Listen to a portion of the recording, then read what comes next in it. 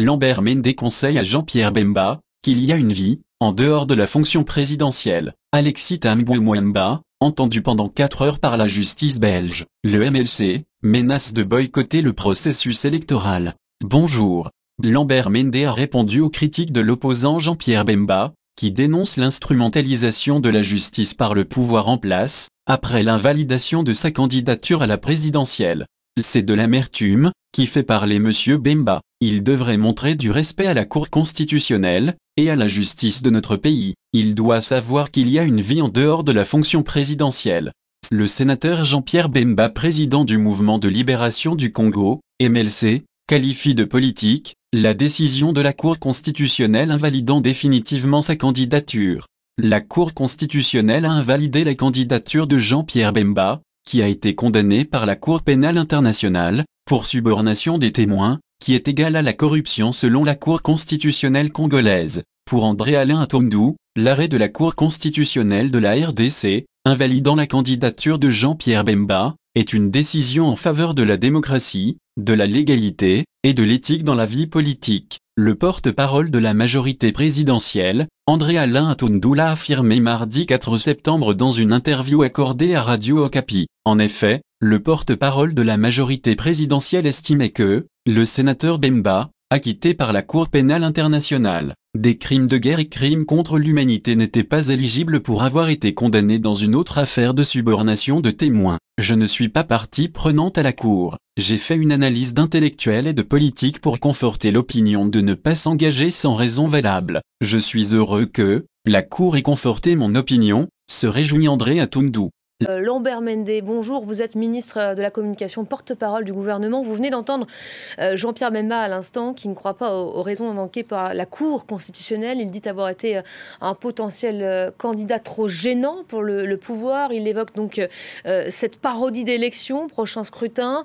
Qu'avez-vous à lui répondre aujourd'hui ? Je pense que c'est l'amertume qui fait parler M. Bemba. Je pense qu'il faut absolument qu'il ait du respect pour nos instances judiciaires.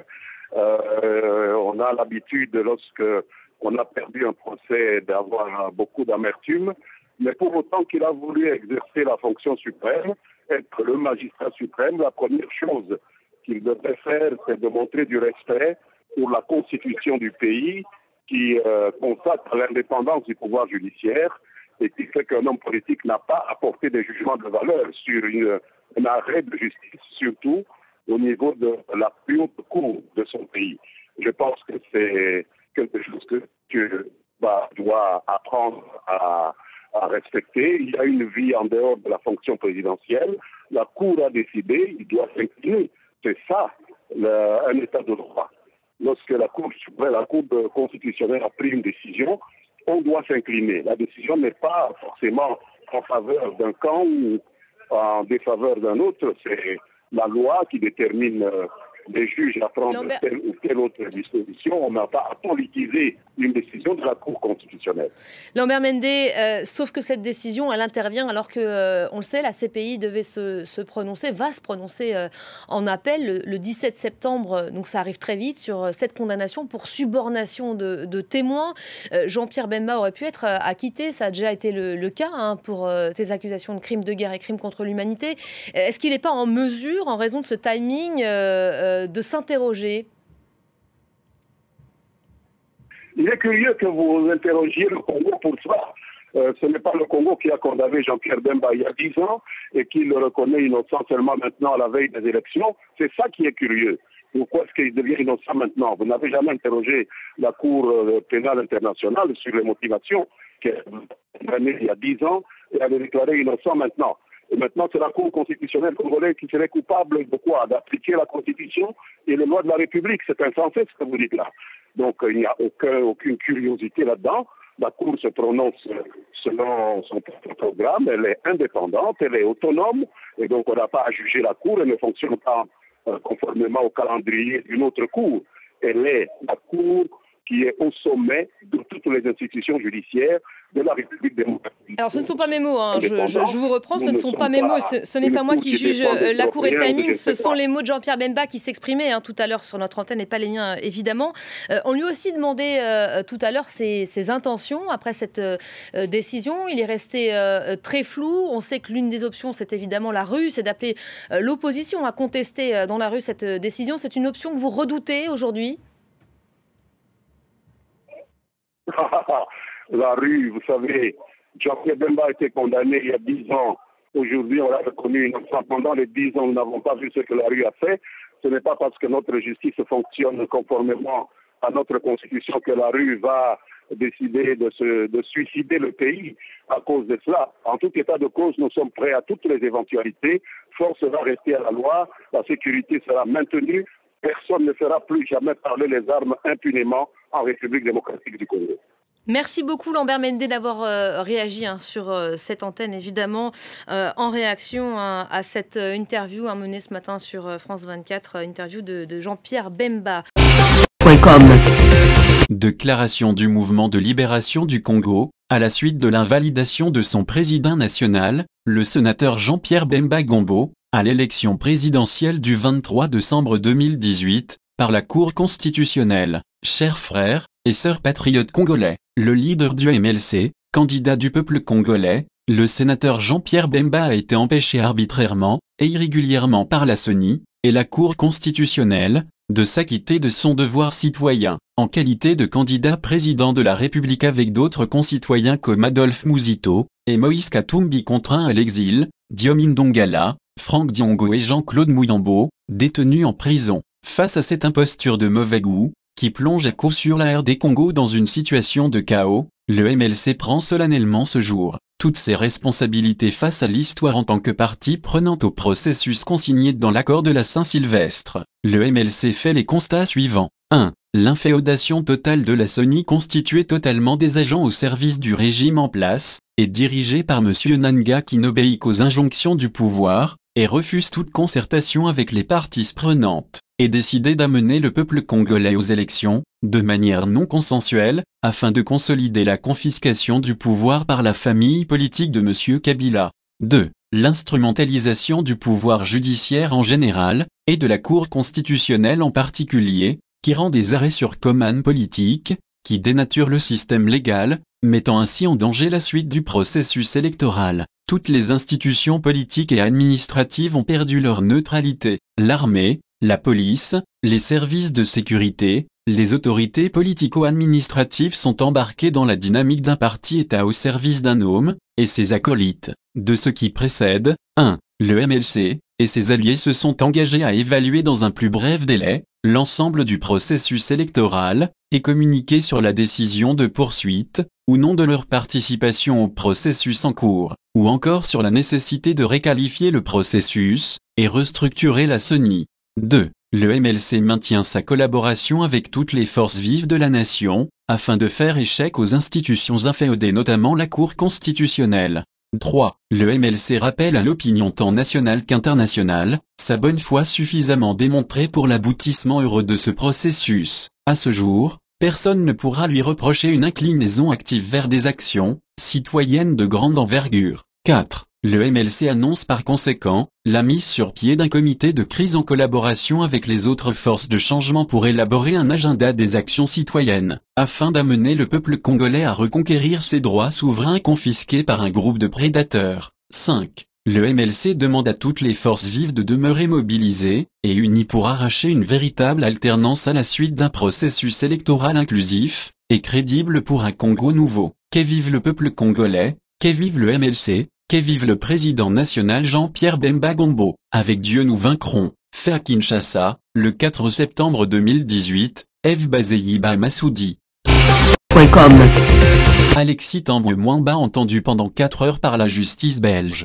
Le ministre congolais de la Justice, visé en Belgique par une plainte pour crime contre l'humanité, avait déclaré à plusieurs reprises se tenir à la disposition des autorités belges dans ce dossier. Il a été auditionné pendant 4 heures mardi 4 septembre par la justice. Alexis Tambwe Mwamba a sollicité d'être entendu le plus rapidement possible par les autorités belges, affirme un communiqué de son avocat belge Monsieur Laurent Ken. Il a enfin obtenu ce droit ce matin même, et a été entendu de 9h à 13h. Il a répondu à toutes les questions qui lui ont été posées, et a proposé son entière collaboration. Cette audition s'inscrit dans le cadre de l'enquête menée suite à une plainte pour crime contre l'humanité visant le ministre congolais. Le juge d'instruction Michel Claise s'intéresse notamment à son rôle dans le crash d'un avion, survenu à la suite d'un tir de missile le 10 octobre 1998. L'avion transportait plusieurs dizaines de civils à son bord. L'attaque avait été revendiquée par Alexis Tambué Mwamba, qui était alors le porte-parole de la rébellion du Rassemblement congolais pour la démocratie, RCD. D'après le communiqué de l'avocat, le ministre s'est défendu de tout rôle dans le crash de l'avion. Il était responsable des relations extérieures, et a été informé après le crash de celui-ci, affirme le texte. Il n'a posé aucun acte en lien avec cet événement dramatique, c'est Alexis Tambué Mwamba qui a revendiqué, avec une certaine fierté, ce crime, dénonce pour sa part M. Alexis Dessoif, avocat des parties civiles dans ce dossier. Parmi les ténors du RCD de l'époque, il est le seul à être domicilié en Belgique, où il a sa résidence principale, et dispose d'un titre de séjour illimité depuis 1996. Au regard de notre droit, la justice belge est donc compétente, estime l'avocat. Autre élément contesté par la défense, l'achat d'un appartement, en liquide par Alexis Tambué. Les enquêteurs s'intéressent également au patrimoine du ministre, qui possède une résidence dans la banlieue chic de Bruxelles. L'affirmation est mensongère, et cela est aujourd'hui prouvé. Les avocats ont à peine entendu M. Tambué à ce propos, ayant déjà constaté que l'accusation était totalement inexacte sur la base des premiers devoirs réalisés à ce propos, indique l'avocat. M. Alexis Dessoif, qui se réjouit que Alexis Tambué Mwamba soit entendu, et doivent rendre des comptes 20 ans après, a pour sa part indiqué que l'enquête progresse bien sur le volet financier. D'ailleurs, cette audition n'était visiblement pas une formalité, ajoute-t-il. Si le ministre a pu répondre aux questions des enquêteurs en quelques minutes, comment expliquer que l'audition ait duré 4 heures concernant le crash de l'avion? Il a également fait part de son intention de demander l'audition de personnages clés, comme Stavro qui était à l'époque le directeur de la compagnie d'aviation, et Wabora. La coordination de la communauté congolaise du Royaume-Uni, CCUK, informe les Congolais et Congolais résidant au Royaume-Uni en général et à Londres en particulier, la mort de notre sœur, pasteur Blandine Weber, la fille du révérend pasteur Tito, ce dimanche 2 septembre 2018 à Londres. Au nom de toute la communauté, CCUK présente ses condoléances les plus attristées aux familles Weber et Tito. Que son âme repose en paix. Les programmes funéraires vous seront communiqués incessamment. Le deuil se tient au 26 Galsworthy Road, Llandenen, W2, 2, SB, contact, 078, 092, 163, 83 et 073, 65, 52 56. Congo Synthèse. La synthèse des infos de la RDC, l'Afrique et le reste du monde. Une seule adresse. www.congosynthèse.com.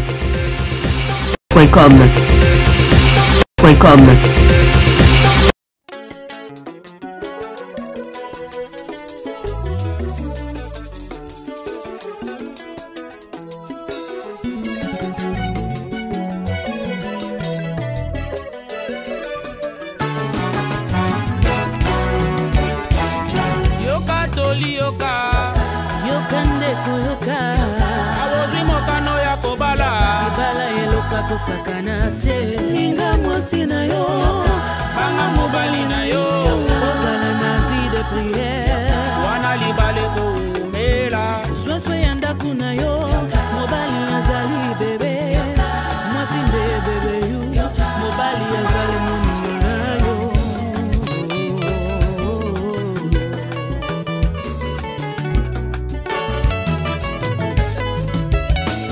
makota kandako ya libala pona kopusa mosusu mosika na la vie bayaka kobebisa tie yoka tolie ya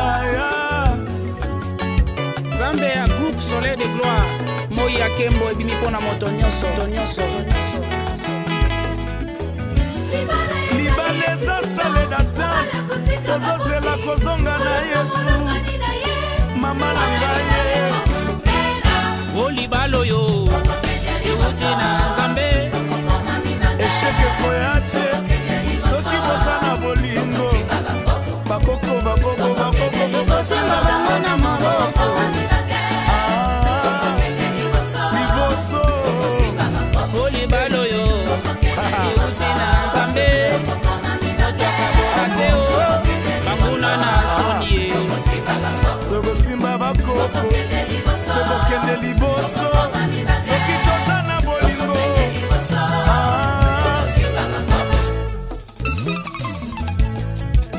oyebi te makambo ekomi awa me baboyi te me balobi il faut divorce me nayebi te sikoyo biso tokoloba nini me moteke soki tolobi wi tobuki bainstitution ya nzambe ezalaki mwasi na mobali jamai bakoki kosala divorce soki biso tokei kuna tokoloba